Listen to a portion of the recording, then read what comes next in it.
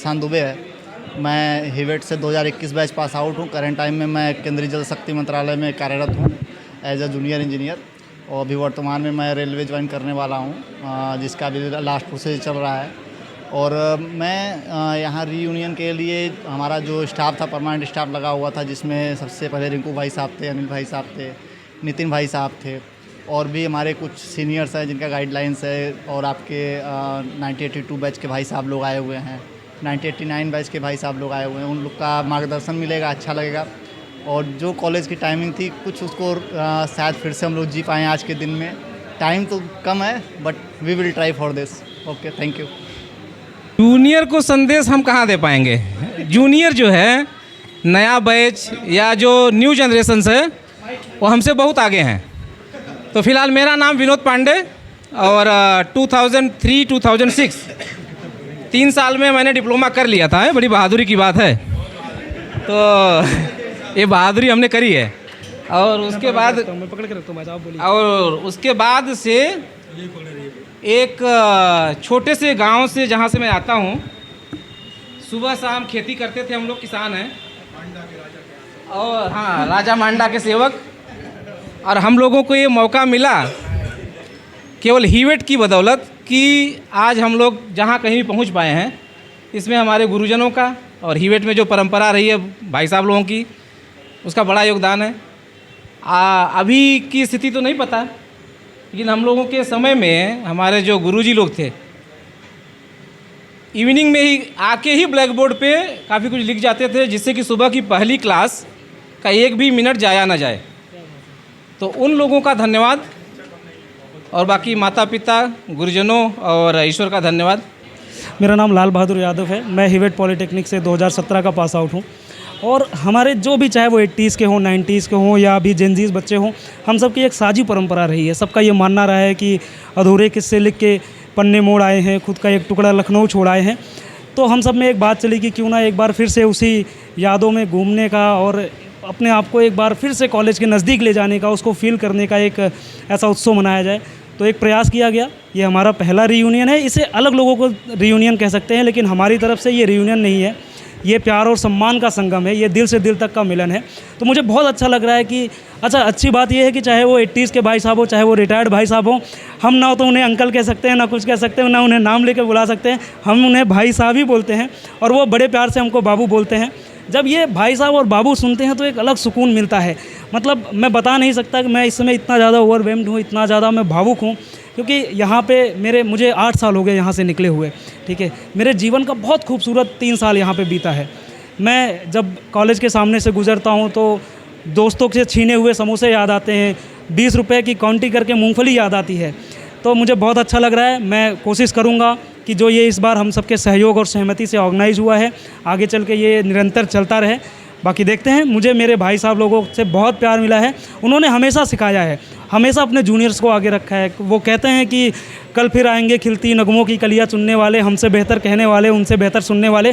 तो कभी उन्होंने ये नहीं समझा कि नहीं मैं सीनियर हूँ तो सीनियरिटी को, हमेशा उन्होंने अपने जूनियरों को आगे रखने का प्रयास किया। और ये हमारी परंपरा रही है। हम कभी भी कॉलेज या संस्थान पे कभी निर्भर नहीं रहे किसी भी आयोजन के लिए, चाहे वो फ्रेशर पार्टी हो, चाहे फेयरवेल पार्टी हो। हमने हमेशा बहुत इंडिविजुअल लेवल पे हर चीज़ें हम लोगों ने मैनेज की, और आज उसी का ये नतीजा है कि सारे लोग एकत्रित हो रहे हैं। तो मुझे बहुत खुशी हो रही है। मैं सबको दिल से धन्यवाद देता हूँ। लाल बहादुर यादव, कुछ लोग मुझे रिंकू बुलाते हैं, कोई विधायक बुलाता है, जिस भी नाम से बुलाता है मैं बहुत खुश हूँ। मुझे बस हीवेट के नाम से जाना चाहता है, बस जी। धन्यवाद।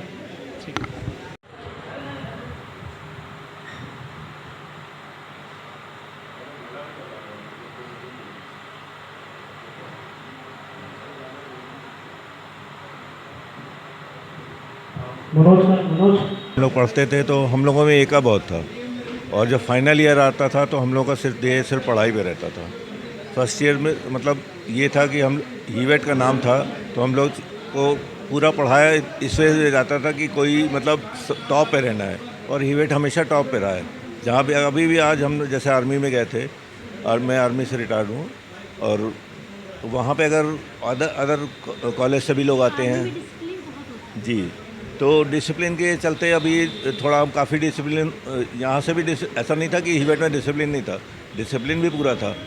मतलब अगर टीचर दरवाज़ा बंद कर देते थे, हमें याद है कि हमारे एक जीडी अग्रवाल टीचर थे, हम लोग को सिविल जीडी अग्रवाल टीचर थे, वो हम लोग को पढ़ाते थे, बिल्डिंग वगैरह पढ़ाते थे, तो वो दरवाज़ा बंद कर देते थे। अगर किसी मतलब वो पहले दरवाजे से घुसते थे और सेकंड दरवाज़ा उनका होता था, वो दरवाज़ा बंद कर देते थे। अगर कोई बच्चा कोई लेट हो गया, उसने खटका दिया, तो उसको सीधा थप्पड़ पड़ता था और उस समय कोई मतलब बोलता नहीं था, लेकिन जिसको वो थप्पड़ मार देते थे वो लड़का समझिए टॉपर होता था। ये जीडी अग्रवाल के एक झापड़ का असर होता था। तो ऐसे बहुत से टीचर होते थे। पीसी बनर्जी थे हमारे हेड ऑफ डिपार्टमेंट सिविल के थे, उनसे रेलवे के जाने कितने लोग जो है डिज़ाइनिंग करवाने आते थे। मतलब तो हीवेट का एक नाम था कि यहाँ कैंटीन हुआ करती, वहाँ हम लोग तो चाय पीते थे। वही दोस्तों को मिस कर रहे थे और आज बहुत से भाई पुराने साथी मिल भी गए। एक चाय पे याद आती है, तो वही चाय अगर वहाँ पे मिल जाता हमें कॉलेज का, तो एक वो दौर याद आया था कि हाँ हम गेट पे बैठते हैं। कभी कभी हो प्रिंसिपल से भी टकराव हो जाता था, प्रिंसिपल और टीचर्स में भी टकराव हो जाता था। जैसे हमारे जो टीचर थे बहुत सपोर्टिव हुआ करते थे। जैसे हम लोग को कॉलेज में सेशनल मिलते हैं। एक बार प्रिंसिपल ने क्या किया, लड़कों ने हम लोग का पढ़ने के मन नहीं होता तो पूरा कॉलेज निकल जाता, जीएफ करते थे, जनरल फुटिंग कहते थे उसको उस समय। तो जनरल फुटिंग कर देते थे, तो उस साल कुछ ज़्यादा हो गई थी दशहरा से के टाइम पे, तो प्रिंसिपल ने बोला कि मैं इनके नंबर काट लेता हूँ। तो मेरे एक टीचर थे, उन्होंने बोला नहीं, मैं जो नंबर दिया हूँ उसमें आप हाथ नहीं लगाओगे। और उस बेस पे काफ़ी मतलब उनको रिस्ट्रिक्ट कर दिया कि उन्होंने प्रिंसिपल से थोड़ा ऊंची आवाज़ में बात कर ली, तो उनको जो है मतलब कुछ दिनों के लिए सस्पेंड कर दिया गया। तो हमारा कॉलेज पूरा एक हो गया, बच्चे एक हो गए टीचर के सपोर्ट में कि प्रिंसिपल ने हमारे टीचर्स को कैसे किया। फिर हम लोग मतलब उस दिन तक कॉलेज नहीं ज्वाइन किया जब तक उनको प्रिंसिपल ने आके वो नहीं किया। वही मैं कह रहा हूँ, आज हमें वो एकता चाहिए थी कि प्रिंसिपल हमें कॉलेज देते और हम उस मतलब हमें बच्चों से कोई वो नहीं था, जो बच्चे पढ़ रहे हैं वो पढ़ते रहते। हम सिर्फ ग्राउंड में अपना फंक्शन करते और उनको भी बुलाते, उनको भी ड्यू रिस्पेक्ट देते। जो ड्यू रिस्पेक्ट के वो हकदार हैं वो सारे टीचर्स को देते, सारे इंस्ट्रक्टर को देते। और भी बच्चे जो पढ़ रहे हैं वो भी सीखते कि हाँ हमें कैसे मैनेज करना, हमें कैसे आगे बढ़ना है। जो इतने एक्सपीरियंस लोग आए हैं उनका एक्सपीरियंस गेन करते वो। मैडम अब बहुत गर्व महसूस हो रहा है कि हम इतने दिनों बाद, ठीक है हमारे साथ के बंदे नहीं दिख रहे हैं, बहुत से रिटायर हो गए, बहुत से खो दिए, अभी यंगस्टर बेचारे बहुत से खो गए, उनके लिए भी हमारी अभी मतलब लास्ट ईयर हमारे ये यंग बच्चे 3-4 बच्चे ऐसे जो एक्सीडेंट में जिनकी डेथ हो गई, फलाना हो गई, इस तरह का काफ़ी उनके साथ हो गया। तो वो चीज़ें थोड़ा दुख भी देती हैं कि इतना यंग एज में लोगों ने खो दिया। तो एक मुलाकात होती तो अच्छा लगता है। मैम मैं रत्नाकर तिवारी, हिबट से मैं 89 बैच का पास आउट हूँ मैकेनिकल इंजीनियरिंग से। और आज काफ़ी दिनों बाद ये अलुमनी मीट 2026 का आयोजन किया गया है। यहाँ पर हमारे सैकड़ों साथी जो पिछले 30 साल में लगभग यहाँ से पास आउट हैं, वो सब इकट्ठे हो रहे हैं। आज फिर से वो यादें हमारी ताज़ा हो रही हैं। जब हम हॉस्टल में यहाँ रहा करते थे तो वो मस्ती, जबकि जो भी घर से आता था, जो भी खाने पीने की चीज़ें ले आता था, सभी छीन कर उसको खा जाते थे। शाम को बैठकें होती थीं, कविता, गीत, गज़ल, इसमें कंपटीशन होता था। 11 बजे तक 12 बजे तक तो धूम धम्मा चौकड़ी होती रहती थी और इसके बाद पढ़ाई होती थी। पढ़ाई में भी फिर 3 बजे 4 बजे तक अपना पढ़ रहे हैं, लेट सो कर के उठ रहे हैं और सीधे जल्दी जल्दी तैयार हुए और इसके बाद अपना कॉलेज अटेंड करने के लिए, क्लास अटेंड करने के लिए चले जाते थे।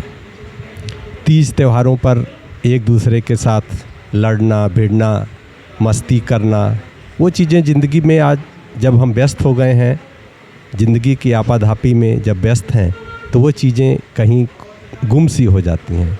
और जब इस प्रकार के आयोजन होते हैं तो वो सारी यादें एक बार फिर से ताज़ा हो जाती हैं। हम महसूस करते हैं कि हम अपने पुराने दिनों से, अपनी जड़ों से फिर से जुड़ गए हैं। बहुत खुशी का अनुभव होता है। सभी अपने अनुभव शेयर करते हैं, अपनी यादें शेयर करते हैं, तो लगता था कि एक बार फिर से हमारा वो युवा काल, वो बचपन का समय वो फिर से वापस आ गया है। हाँ, ज़िंदगी में जब जिम्मेदारियाँ आदमी ओढ़ लेता है, इंसान के ऊपर आती हैं, तो हर जगह कंपटीशन है, काम का दबाव है, तो निश्चित रूप से घुटन तो होती है और खुल के जीने का जो आनंद होता था वो सिर्फ यादों तक रह जाती हैं। और ऐसे मौके आते हैं जो हमें उससे एक बार फिर से जुड़ने का मौका देते हैं।